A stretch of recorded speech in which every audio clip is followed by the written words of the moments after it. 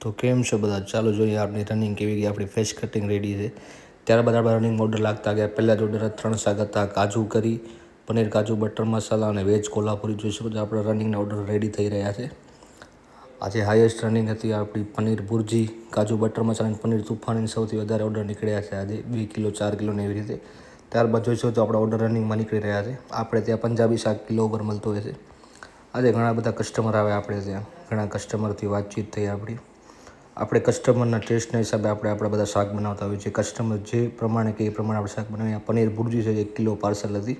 જોઈ શકો છો પનીર ભુરજી લાગ્યા બાદ મંચુરિયન બની રહ્યા છે. આપણું આખો કાઉન્ટર છે જે આપણે આખી બધી પ્રિપેરિંગ થાય છે, આપણું કિચન કહી શકીએ આપણે. કસ્ટમરના ટેસ્ટના હિસાબે જ આપણે બનાવતા હોઈએ છીએ. કસ્ટમર જેમ કહેતા હોય તેમના ટેસ્ટના હિસાબે. તમારે કોઈ પણ ફંક્શન હોય, ઘરે મહેમાન આવ્યા હોય કે કોઈ પણ ઓર્ડર હોય, તમને પંજાબી શાક કિલો પર મળી જશે. પ્લસમાં ચાઇનીઝ છે.